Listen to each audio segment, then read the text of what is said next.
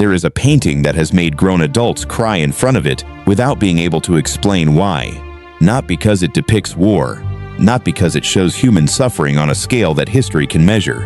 It shows a sheep standing in the snow beside her dead lamb, while a circle of ravens closes in around them. That is the whole scene.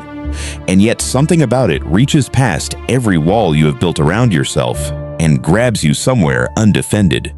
People who have spent decades inside museums report standing in front of this canvas and suddenly finding themselves unable to speak. I have thought about why that is for a long time. And the answer, when you find it, changes what you see the moment you look at this painting. Here is where it starts. The ravens are not attacking. Look at them. Not one is moving toward the lamb. They stand. They wait. Some pace the outer edge of their circle. One hangs above the U in the gray sky, wings spread wide, almost completely still. They know something the mother has not yet accepted, and they are content to let time do what they do not need to. That patience is the first thing August Friedrich Schenck painted that should not have been possible to paint, because patience is not an animal behavior you can observe.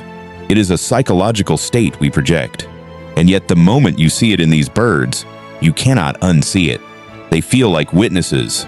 They feel like they are watching grief with something close to respect. What Schenck understood, and what almost no one who writes about this painting says directly, is that he did not paint death. He painted what comes after. And that distinction is the reason Anguish has been devastating viewers since 1878. Let me tell you what you are actually looking at. The lamb lies at the center of the composition. At first glance, it looks asleep, pale, soft, tucked into the whiteness of the ground. Schenck avoids everything sensational. There is no dramatic wound, no explicit violence. Only when you look carefully do the details accumulate. The neck lies at a wrong angle, the body is limp in a way that sleep never produces, and along the mouth, barely visible, there is a trace of blood so small it might be shadow. That restraint is a deliberate choice, because the moment you make death graphic, you give the viewer somewhere to put their emotion. You give them horror, and horror has a container.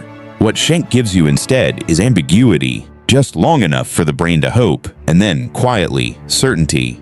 And the mother already knows. Now look at her legs. One foreleg extends directly over the lamb's body, not casually, positioned like a shield, like a door held shut against something the body understands cannot be stopped. She is standing guard over a child she cannot save, and she has been doing so long enough that the snow around them is marked with tracks and impressions, a record of her circling, her refusing, her remaining. Her mouth is open.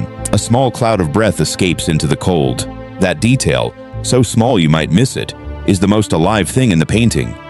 It tells you three things at once. The temperature is freezing. She has been crying out long enough to still be crying. And she is breathing in a world where her lamb is not. Life and death share the same frame of air. The breath will vanish in seconds. Schenck has frozen it. Now look at how the birds are placed.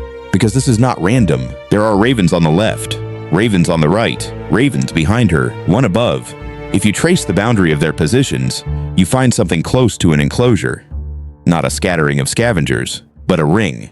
The mother is inside it. The ring is not closing, it is simply there, patient, complete. There is no direction she could walk that would not take her through them. Most depictions of predation in painting show the action, the moment of speed and violence that resolves tension into event. Schenck removes the event entirely. What he gives you is the aftermath, and the wait. And the wait is worse, because in the wait, you have time to understand what the birds already understand. This is over.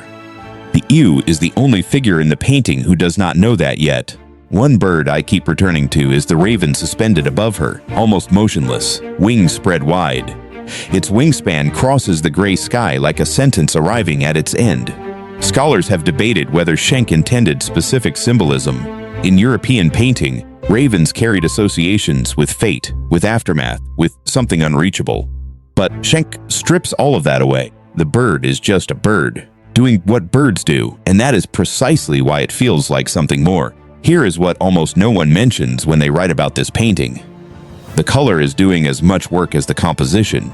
The ewe is painted in warm cream and soft brown. The lamb matches her almost exactly. Visually, they belong to the same world, the same palette, the same warmth. The ravens are black, the sky is gray. The snow, when you look closely, is not white.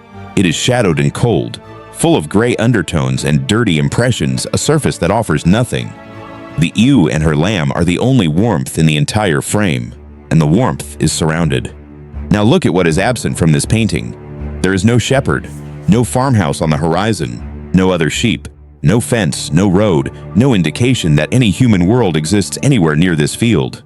Schenck forecloses rescue quietly without announcing it. You look for help, and there is none to find. Just the mother, the lamb, the snow, and the birds who have all the time in the world. August Friedrich Schenck was an Alsatian painter who spent most of his working life in France, exhibiting at the Paris Salon. He returned to animal subjects again and again, but almost always to the same question: what does it mean to feel in a world that does not feel back? Anguish, exhibited in 1878, made his reputation overnight. Critics did not know whether to classify it as genre painting or animal painting or something else entirely. They were asking the wrong question. The painting had already moved past categories. The real subject of Anguish is not death. Death, as a subject, had been painted 10,000 times. What had almost never been painted was what follows death for those who loved the one who died. The continuation of instinct past the point of reason. The grief that keeps standing guard over what it cannot change. Here is what stays with me. The ravens are not wrong. They are doing exactly what ravens do. The ewe is not wrong either. She is doing exactly what mothers do. Schenck places two instincts against each other: the instinct to protect, the instinct to consume, and makes neither one the villain. Nature is doing what nature does on both sides of that circle. The tragedy is not that the ravens are cruel. The tragedy is that they are inevitable, and love, in its most fundamental form, refuses to believe in inevitability, even when it is standing in the center of it. If what you've seen here stayed with you, leave it below. I read every comment. And there's one more painting waiting, one that hides something even darker behind something that looks, at first, completely ordinary. But before you go, I want to leave you with something. The painting is called Anguish, Schenck's word, his diagnosis of what he painted. But when I look at the ewe, the raised head, the planted leg, the breath still rising into the cold air, she does not look like she is in anguish. She looks like she is refusing. I'm still not sure which one Schenck actually meant,